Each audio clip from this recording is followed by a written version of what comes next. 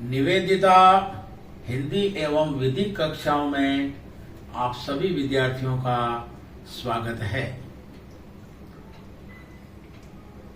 Video की अगली कड़ी में हम कारखाना पद की व्याख्या कीजिए। कारखाना अधिनियम 1948 में महिलाओं तथा अवयस्क व्यक्तियों के नियोजन में रखने के लिए क्या विशेष प्रावधान है। कारखाना अधिनियम 1948 की धारा 2 में शब्द कारखाना शब्द को परिभाषित किया गया है। से तात्पर्य कारखाना से सम्मिलित परिसर तथा उससे संबंधित प्रसीमाएं अभिप्रेत है। कारखाना से निम्नलिखित परिसर तथा उससे संबंधित प्रसीमाएं परिसर तथा प्रसीमाएं अभिप्रेत है, जिसमें 10 या अधिक कर्मकार कार्य कर रहे हैं या पिछले 12 महीनों में किसी दिन इतनी संख्या में कर्मकार कार्य कर रहे थे और जिसके किसी भाग में विनिर्माण प्रक्रिया शक्ति की सहायता से, इंपॉर्टेंट बात है, शक्ति की सहायता से संचालित होती है या साधारणतया ऐसी संचालित होती है। नंबर 2, जहां 20 या अधिक कर्मकार कार्य कर रहे हैं या पिछले 12 महीनों में किसी दिन ऐसी संख्या में कर्मकार काम कर रहे थे और जिसके किसी भाग में विनिर्माण प्रक्रिया शक्ति की सहायता के बिना संचालित होती है।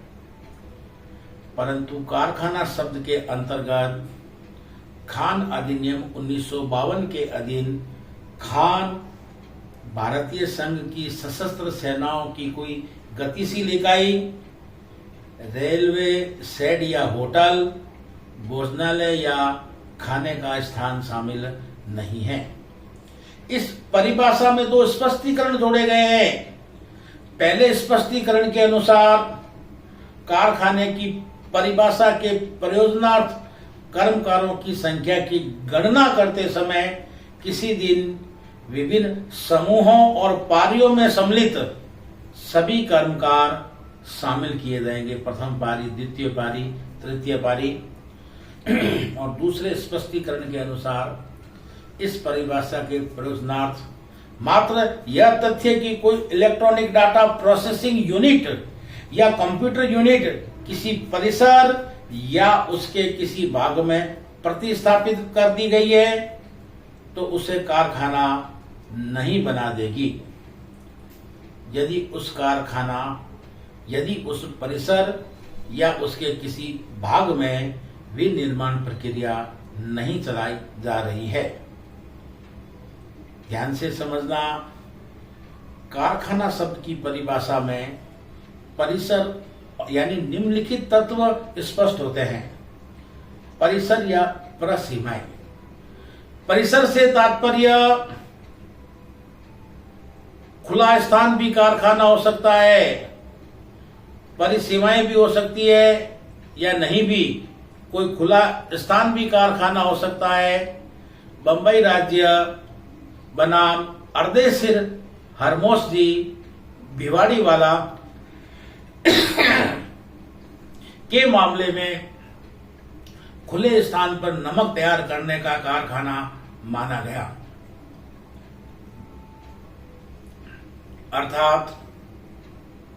अर्थात जिस भूमि पर नमक के विनिर्माण की प्रक्रिया चल रही है उसे कारखाना कहा जा सकता है। और प्रसीमाएं या प्रसीमा से तात्पर्य है दीवार या घेराबंदी से घिरा हुआ स्थान प्रसीमा वाला परिसर कहलाता है। तो परिसर या प्रसीमाएं, परिसर का मतलब जो है इसकी परिसीमाएं भी हो सकती है और नहीं भी, खुला स्थान भी हो सकता है। और प्रसीमा का मतलब है दीवार या घेराबंदी से घिरा हुआ स्थान प्रसीमा वाला परिसर कहलाता है। कर्मकारों की संख्या जहां विनिर्माण प्रक्रिया सख्ती से चल रही है उसमें 12 महीनों में 10 या उससे अधिक कर्मचारी, और जहां विनिर्माण प्रक्रिया सख्ती के बिना चल रही है तो विगत 12 महीनों में 20 या उससे अधिक कर्मचारियों का नियोजित होना जरूरी है। और विनिर्माण प्रक्रिया का संचालन कारखाने का तीसरा आवश्यक तत्व है। परिसर में विनिर्माण प्रक्रिया का संचालित होना वस्तुतः यही कारखाना अधिनियम के आवश्यक तत्व हैं, सर्वाधिक महत्वपूर्ण तत्व है। आगे बढ़ने से पूर्व विनिर्माण प्रक्रिया को भी समझ लिया जाना जरूरी है, क्योंकि कई बार प्रश्न में कारखाना शब्द की परिभाषा और विनिर्माण प्रक्रिया को भी टिप्पणी में पूछ लिया जाता है। विनिर्माण प्रक्रिया में अधिनियम की धारा 2 के अनुसार विनिर्माण प्रक्रिया में निम्नलिखित अभिप्रेत है। ध्यान से समझना, किसी वस्तु या तत्व को बनाने, पलटने, मरम्मत करने, सजाने, फिनिशिंग, पैकिंग, सीलिंग, धोने, सफाई करने, तोड़कर अलग करने, गिराने या अन्यथा रूप से अनुकूलित करने का काम, जिसका उद्देश्य उस वस्तु या तत्व को प्रयोग में लाने, विक्रय करने, निर्यात करने, अदायगी करने या व्यनित करने का हो। नंबर 2, विनिर्माण प्रक्रिया में तेल या पानी के नाली के बहाव या अन्य वस्तु को पंप करने की प्रक्रिया या विद्युत शक्ति के उत्पादन, रूपांतरण या पारेषण करने का काम, या मुद्रण के लिए टाइपों को कंपोज करने, लेटर प्रेस द्वारा प्रिंटिंग करने, अश्व मुद्रण, प्रकाशोत्कीर्ण या अन्य प्रकार की अन्य प्रक्रिया या बुक बाइंडिंग का काम, या निर्माण, पुनर्निर्माण, मरम्मत, फिर से फिटिंग, फिनिशिंग या पोतों या बेड़ों को तोड़कर अलग करने का काम, किसी सामग्री को शीतालय में सुरक्षित रखने या एकत्रित करने की प्रक्रिया विनिर्माण प्रक्रिया है। ध्यान से समझना, उपरोक्त परिभाषा के अनुसार सिनेमा हाउस द्वारा कैंटीन चलाया जाना कारखाना नहीं है, चाहे उसमें 20 कर्मचारी काम क्यों न करते हो, आदि आदि। यह था आपके कारखाना शब्द की परिभाषा और विनिर्माण प्रक्रिया। दोनों इंपॉर्टेंट है, अति संभावित है। अब महिलाओं का नियोजन, प्रश्न हमारा बोल रहा है महिलाओं तथा अवयस्क व्यक्तियों के नियोजन के बारे में क्या प्रावधान है। तो सबसे पहले हम देखेंगे महिलाओं का नियोजन। कारखाना अधिनियम में महिलाओं के नियोजन के संबंध में अलग से कोई व्यवस्था नहीं की गई है। अलग अलग धाराओं में महिलाओं के नियोजन के बारे में विशेष प्रावधान किए गए हैं। जैसे महिला कर्मकारों के लिए कारखाना परिसर में अलग से शौचालय और मूत्रालय की व्यवस्था की जाए, धारा 19। महिला कर्मकारों को गतिशील यंत्र को साफ करने अथवा तेल देने हेतु नियोजित नहीं किया जाएगा, धारा 22। किसी स्त्री को किसी कारखाने के किसी ऐसे भाग में रुई दबाने के लिए नियोजित नहीं किया जाएगा जहां की रुई धुनाई की मशीन काम कर रही है। किसी महिला को किसी कारखाने में इतना भार उठाने या ढोने या हिलाने के काम में लगाया नहीं जाएगा जिससे उसे क्षति होने की संभावना प्रबल हो जाए, धारा 34। कारखानों में महिला कर्मकारों को धुलाई की पुरुष से अलग और समुचित पर्दा युक्त सुविधाएं प्रदान की जाएगी, धारा 42। नंबर 6, प्रत्येक ऐसे कारखाने में जिसमें 30 से अधिक महिलाएं साधारण तौर पर काम कर रही है, ऐसी महिलाओं के 6 वर्ष से कम आयु के बालकों के लिए उपयुक्त कमरा रखा जाएगा। नंबर 7, किसी भी व्यस्त कर्मकार को किसी भी दिन एक दिन कारखाने में 9 घंटे से अधिक काम में नहीं लिया जाएगा। नंबर 8, किसी भी कारखाने में किसी भी महिला कर्मकार को सवेरे 6 बजे से 7 बजे तक के उपरांत काम करने की अनुमति नहीं दी जाएगी। धारा 66, किसी भी किशोर महिला कर्मकार को जिसने 17 वर्ष की आयु प्राप्त नहीं की है, फिटनेस सर्टिफिकेट प्राप्त कर लिया है, कारखाने में प्रातः 6 बजे से साय 7 बजे तक काम पर रखा जाएगा। किसी भी महिला शिशु से केवल 8 बजे प्रातः 8 बजे से 7 बजे के बीच को छोड़कर अन्य समय में काम करने की न तो अनुमति दी जाएगी और न ही आशा अपेक्षा की जाएगी। इस प्रकार आपने देखा महिलाओं के नियोजन के संबंध में कारखाना अधिनियम 1948 1948 में कई महत्वपूर्ण प्रावधान किए गए हैं। इसी प्रकार से अवयस्क व्यक्तियों का नियोजन कारखाना अधिनियम की धारा 67 से लेकर 75 तक अवयस्क व्यक्तियों के नियोजन के बारे में प्रावधान किए गए हैं। ऐसे किसी भी बालक को जिसने 14 वर्ष की आयु पूरी नहीं की है, किसी कारखाने में न तो नियुक्त किया जाएगा और न ही यानी नियुक्त नहीं किया जाएगा। ऐसे किसी बालक को जिसने 14 वर्ष की आयु पूरी कर ली है, किशोर है, उसको कारखाने में तब तक नहीं लगाया जाएगा जब तक वह फिटनेस सर्टिफिकेट प्राप्त न कर ले। किसी बालक अथवा किशोर को किसी कारखाने में तभी लगाया जाएगा, नियोजित किया जाएगा जब उसे प्रमाणित शल्य चिकित्सक द्वारा फिटनेस प्रमाण पत्र दे दिया जाए।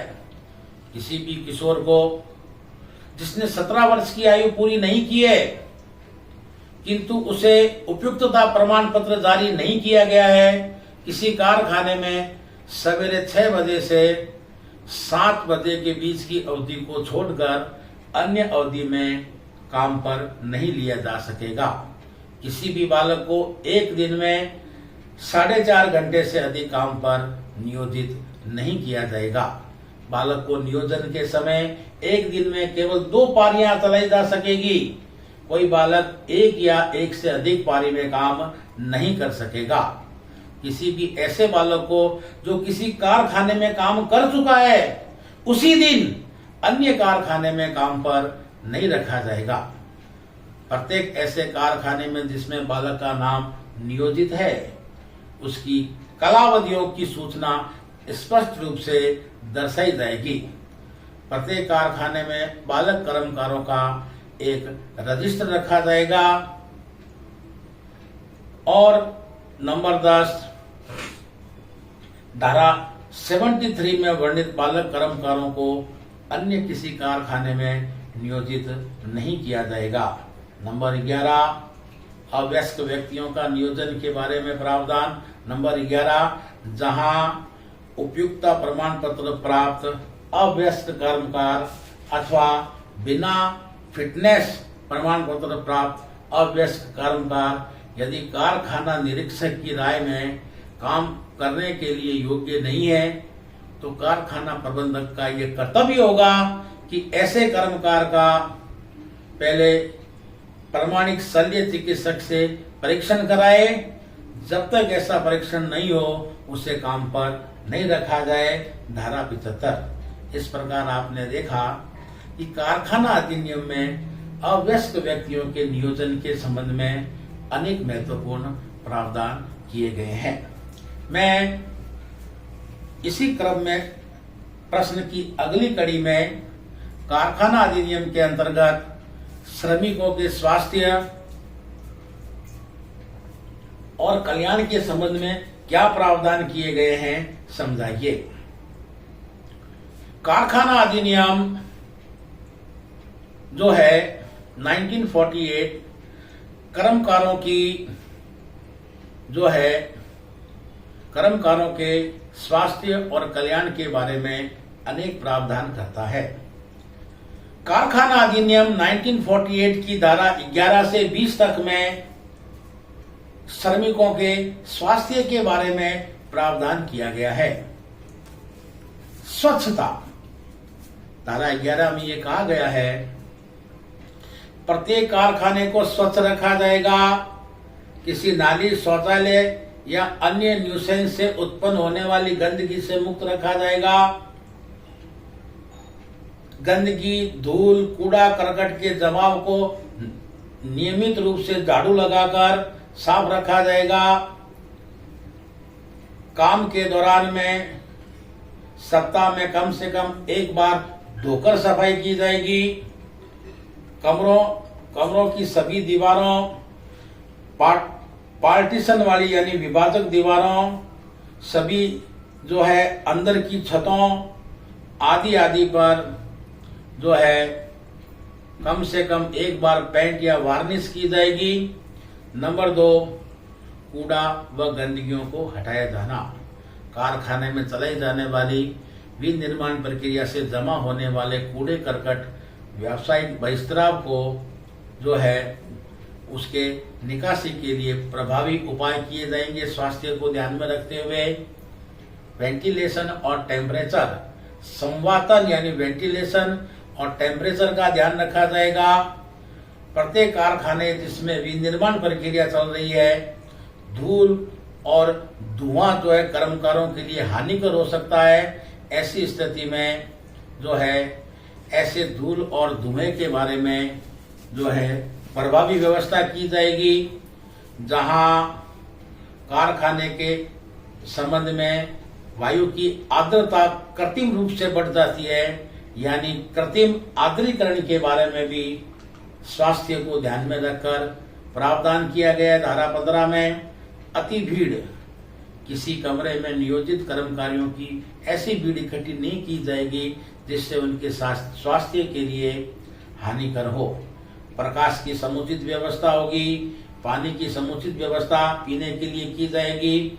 स्वास्थ्य को ध्यान में रखते हुए शौचालय एवं मूत्रालय की व्यवस्था की जाएगी।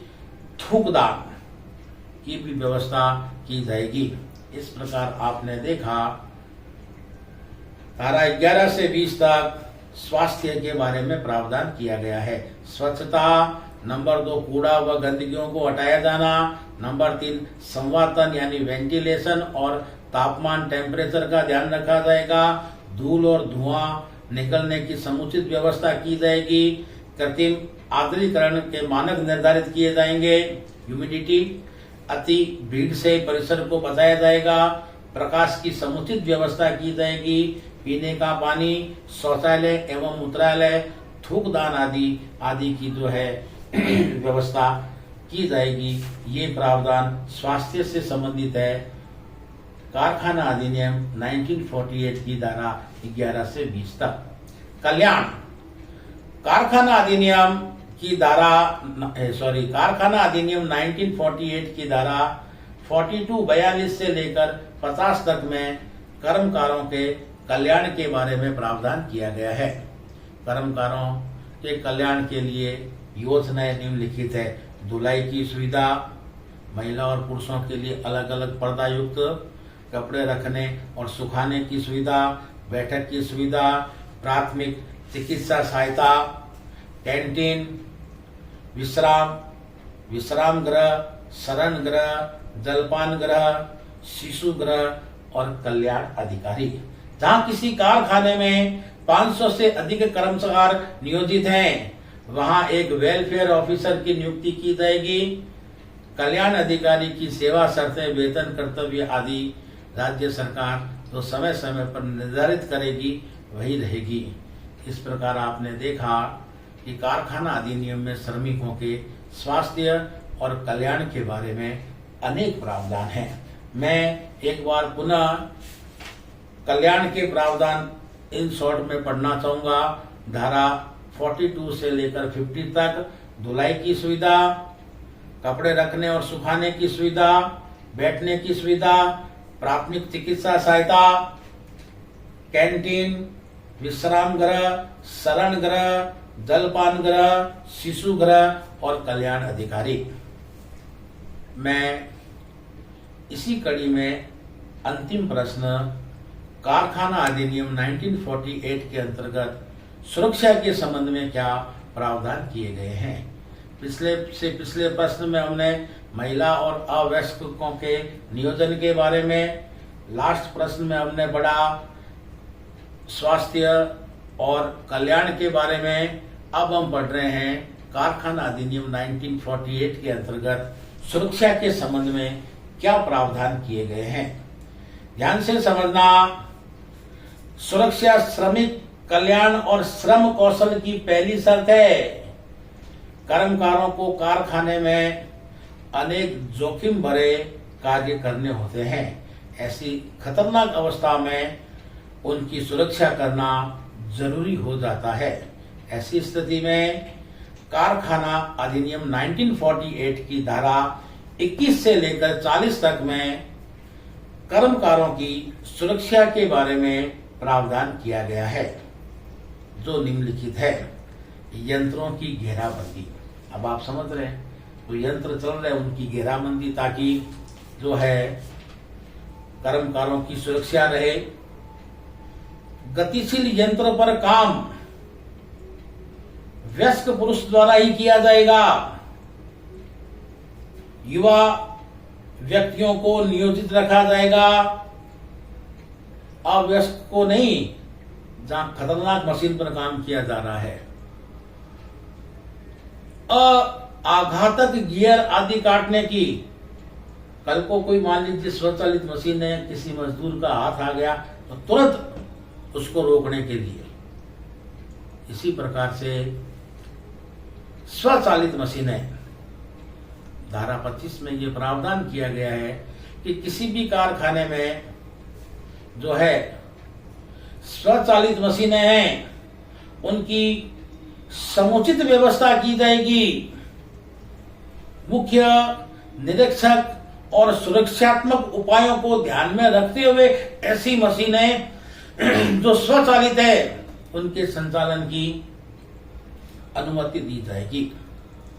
नए यंत्रों का प्रभावी ढंग से सुनिश्चित रखा जाएगा, जहां प्रत्येक कारखाने में शक्ति द्वारा चालित यंत्रों में बोल्ट, कसे हुए पेच, चक्र या घूमती हुई शेफ्ट आदि हो। इसी प्रकार से धारा 27 में रुई धुनकियों के निकट स्त्रियों और बालकों के नियोजन का निषेध किया गया है। उत्तोलक एवं लिफ्ट की व्यवस्था, लिफ्टिंग मशीन, जंजीरें आदि, रस्सियां आदि, धारा 29 में यह प्रावधान किया गया है कि प्रत्येक कारखाने में लिफ्टिंग मशीन, जंजीर, रस्सी, माल को ऊपर और नीचे ले जाने के उपकरण होंगे। घूमती हुई मशीनें, धारा 30 के अनुसार प्रत्येक कारखाने में कार्य कक्ष में जिसमें पिसाई की प्रक्रिया चल रही हो, वहां प्रयोग में लाई जाने वाली मशीन पर या उसके निकट एक सूचना दर्शाई जाएगी, ताकि जो है श्रमिकों को इससे अवगत कराया जा सके सुरक्षा के हिसाब से। दबाव यंत्र आवश्यकता के अनुसार लगाए जाएंगे। फर्श, सीढ़ियां, प्रवेश के साधन आदि को उचित रूप से जो है रखा जाएगा। फिसलन, रुकावट आदि से मुक्त रखा जाएगा। प्रत्येक स्थान पर पहुंचने के लिए सही साधन उपलब्ध कराए जाएंगे। गड्ढे, फर्श के खुले द्वार आदि, धारा 33 के अनुसार गड्ढे, फर्श के खुले द्वार आदि को सुरक्षित रूप से ढककर रखा जाएगा या उसकी घेराबंदी की जाएगी। अत्यधिक वजन, धारा 34 के अनुसार किसी भी व्यक्ति को इतना अधिक भार उठाने, ढोने, हिलाने के लिए नियोजित नहीं किया जाएगा जिससे उसको क्षति होने की संभावना है। आंखों की सुरक्षा, विनिर्माण प्रक्रिया के दौरान चटकने वाले कणों, टुकड़ों से आंखों को क्षति हो सकती है। तीव्र प्रकाश के कारण आंखों को नुकसान हो सकता है। ऐसे नियोजित व्यक्तियों के बचाव हेतु प्रभावी पर्दे या धूप के चश्मे उपलब्ध कराए जाएंगे। धारा 35 के अनुसार घातक धुएं और गैस से बचाव के बारे में धारा 36 में प्रावधान किया गया है और धारा 36 का में वहनीय विद्युत के उपयोग हेतु सुरक्षा से तात्पर्य यह है कि धारा 36 के प्रावधानों के अनुसार किसी भी कारखाने में धारा 36 में वर्णित स्थानों में 24 वोल्ट से अधिक वहनीय विद्युत के उपयोग की अनुमति नहीं दी जाएगी। कब तक? जब तक इस संबंध में पर्याप्त सुरक्षा व्यवस्था नहीं कर ली जाती है। विस्फोटक, ज्वलनशील धूल, गैस आदि विनिर्माण प्रक्रिया के दौरान में संभावना है, तो ऐसे विस्फोटक आदि को रोकने के लिए सभी व्यावहारिक उपाय किए जाएंगे। आग के मामले में सभी पूर्व सावधानियां बरती जाएगी। त्रुटिपूर्ण भागों का ब्यौरा तथा स्थायित्व की जांच। धारा 39 में यह स्पष्ट किया गया है कि सुरक्षा के अंतर्गत कारखाना निरीक्षक को यह ऐसा प्रतीत है कि कारखाने में कोई भवन या यंत्र, उसका कोई भाग मानव जीवन और सुरक्षा के लिए खतरनाक है या हो सकता है, तो कारखाने का प्रबंधक या अधिभोगी को लिखित रूप में आदेश देते हुए उनकी समुचित जांच की जो है उम्मीद करेगा। भवन या यंत्रों की सुरक्षा धारा 20 में यह तय कर दिया गया है कि कारखाने में कोई भवन या यंत्र अथवा उसका कोई भाग मानव जीवन और सुरक्षा के लिए संकटमय स्थिति में है, तो वह एक निश्चित तिथि तक संकट की स्थिति को टालने हेतु आवश्यक उपाय करने का आदेश देगा। भवनों की मरम्मत धारा 40 का और सुरक्षा अधिकारी प्रत्येक ऐसे कारखाने में जिसमें 100 या इससे अधिक कर्मकार नियोजित हैं तथा विनिर्माण प्रक्रिया की जा रही है, तो वहां पर निर्धारित संख्या में सुरक्षा अधिकारी भी नियुक्त किए जाएंगे। इस प्रकार आपने देखा कारखाना अधिनियम 1948 के अंतर्गत सुरक्षा के बारे में निम्नलिखित प्रावधान है। धारा 21 से लेकर 40 तक यंत्रों की घेराबंदी, गतिशील यंत्र पर काम, युवा व्यक्तियों का नियोजन, घातक गियर आदि काटने के उपाय, स्वचालित मशीनें निरीक्षक द्वारा सुरक्षात्मक उपायों को ध्यान में रखते हुए ही संचालित की जाएगी। नए यंत्रों को प्रभावी ढंग से सुनिश्चित रखा जाएगा। जहां रुई धुनिकियों के निकट स्त्रियों और बालकों के नियोजन का निषेध किया गया है, वही उत्तोलक और लिफ्ट के बारे में भी प्रावधान किया गया है। धारा 29 में लिफ्टिंग मशीन, जंजीरें, रस्सियां आदि माल को लाने ले जाने के उपकरण होंगे। घूमती हुई मशीनें, दबाव यंत्र, फर्श, सीढ़ियां, प्रवेश के साधन आदि, गड्ढे, फर्श और खुले द्वार आदि, यानी गड्ढे, फर्श के खुले द्वार आदि, अत्यधिक वजन, आंखों की सुरक्षा, घातक धुएं एवं गैस से बचाव, वहनीय जहां विद्युत प्रभाव हो रहा है उसके हेतु सुरक्षा, विस्फोटक या ज्वलनशील धूल गैस आदि को रोकने से सभी व्यवहारिक उपाय किए जाएंगे। आग के मामले में पूर्व सावधानियां बरती जाएगी तथा त्रुटिपूर्ण भागों का ब्यौरा भी रखा जाएगा जहां मानव जीवन और सुरक्षा को खतरा हो। भवनों की यंत्रों की सुरक्षा, भवनों की मरम्मत, सुरक्षा अधिकारी आदि आदि जो प्रावधान है वह कारखाना अधिनियम के अंतर्गत सुरक्षा के उपाय हैं। धन्यवाद। जय भारत, जय हिंद। इतना ही कहूँगा, इस चैनल को सब्सक्राइब करके अधिक से अधिक संख्या में जुड़कर लाभान्वित होवें। जय भारत, जय हिंद।